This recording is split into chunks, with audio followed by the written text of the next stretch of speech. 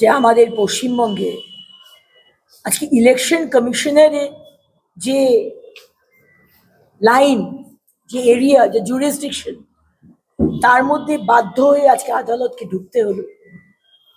আজকে যেভাবে মমতা ব্যানার্জি সরকার ইসির সাথে নন কোঅপারেশন করে গেছে, সম্পূর্ণভাবে অসহযোগিতা করে গেছে, আজকে এই অসহযোগিতা যাতে বাংলার মানুষের আর ভুক্তভোগী না হয়, সেই জন্য আজকে আদালতকে এই মধ্যে ইন্টারফেয়ার করতে বলা হয়েছে। মানে দেখুন, এটা দলের পক্ষ থেকে কোনো স্টেটমেন্ট দেওয়া হয়নি যে এত লক্ষ বা এত কোটি নাম বাদ যাবে। আমি যদি বলি যে 5 কোটি নাম বাদ যাবে, সেটা অগ্নিমিত্রা পালের স্টেটমেন্ট হবে, সেটা ভারতীয় জনতা পার্টি পশ্চিমবঙ্গ প্রদেশের স্টেটমেন্ট নয়। দুটোকে এক করবেন না। দ্বিতীয়ত হচ্ছে, কত নাম বাদ যাবে সেটা ইলেকশন কমিশন জানবে, সে সাধারণ মানুষের বা বিজেপির কর্মীর জানার কোনো এখতিয়ার নেই, অধিকারও নেই। আমরা চাই একটাও বৈধ ভোটারের নাম বাদ না যাক, আর আমরা এটাও চাই যে একটাও অবৈধ ভোটারের নাম না থাকুক। এসআইআর হলো, অমনি টালা ব্রিজ, সল্টলেক, স্বরূপনগর থেকে পালাচ্ছে। এরা কোথা থেকে এলো? এরা কারা? এরা কি টিএমসির ভোটার? এরা কি মমতা ব্যানার্জি লক্ষ্মীর ভান্ডার দিয়ে পুষে রেখেছিলেন যে প্রত্যেক ইলেকশনে বাংলাদেশি রোহিঙ্গা তাদেরকে ভোটার কার্ড তৈরি করে দিয়ে তারা আপনার ভোট দেবে? হ্যাঁ, আমার আবাসের বাড়ি নেবে, আমার ছেলে মেয়ের চাকরিটা নেবে, আমার লক্ষ্মীর ভান্ডার নেবে, আমার বাড়ির জলটা নেবে। হতে দেবো না আমরা। কেন এসআইআরকে নিয়ে, কেন এসআইআরকে নিয়ে মমতা ব্যানার্জি আপনার এত অসুবিধে?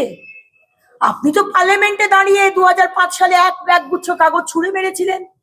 আপনি প্রতিবাদ করেছিলেন যে বাংলাদেশ থেকে অনুপ্রবেশকারীরা ঢুকছে। তখন বলেছিলেন কারণ তখন মুখ্যমন্ত্রী ছিলেন না, সিপিএম গভর্নমেন্ট ছিল। আর আজকে বলছেন কারণ তারাই হয়ে গেছে আপনার ভোট ব্যাংক।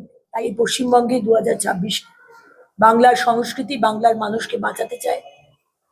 যে দল চায় না যে জিহাদিরা, টেররিস্টরা এসে এখানে হেড অফিস করুক, আমরা চাই যে বড় বড় ইন্ডাস্ট্রিয়াল কোম্পানি তারা হেড অফিস হোক। আইসিস, আল কায়দা, পিএফআই, আনসারুল বাংলার হেড অফিস আমরা চাই না। ঠিক দল all India Trinamool Congress commission তো বলেছিল অল ইন্ডিয়া লিখবেন না। আপনারা অল ইন্ডিয়ার যে যোগ্যতা থাকার কথা, আপনাদের সেটা নেই। আপনারা সব জায়গাতে গিয়ে হেরেছেন, গোয়া, আসাম, ত্রিপুরা। তারপরেও নির্লজ্জের মতো অল ইন্ডিয়া লেখেন। আপনাদের অল ইন্ডিয়া থেকে নেতৃত্ব আসতে পারবে না। আমাদের তো অল ইন্ডিয়া দল, সর্ববৃহৎ দল, নেতৃত্ব তো অবশ্যই আসবে। আর আমরা তো কাউকে বলি না বহিরাগত। শত্রুঘ্ন সিনহাও আমার জন্য বহিরাগত নয়, যোগীজি, মোদিজি, অমিত শাহজিও আমাদের কাছে বহিরাগত নয়।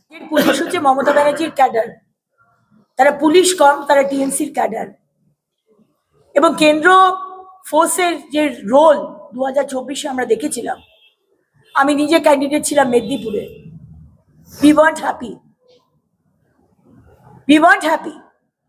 এবং এই কেন্দ্র ফোর্সকে পুলিশ চালনা করে।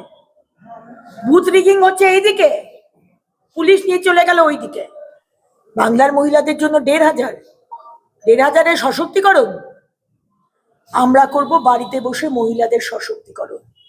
মুদ্রা যোজনা বা স্টার্ট আপ ইন্ডিয়া লোন দিয়ে, সেলফ হেল্প গ্রুপকে লোন দিয়ে বাড়িতে বসে আমাদের মা, কাকিমা, পিসিমারা বড়ি, আচার, পাঁপড়, সোয়েটার, সেলাই যে যেটা পারেন করবেন। আমরা বাজারে বিক্রি করে ব্যাংক অ্যাকাউন্টে আপনার টাকা ঢুকিয়ে দেবো।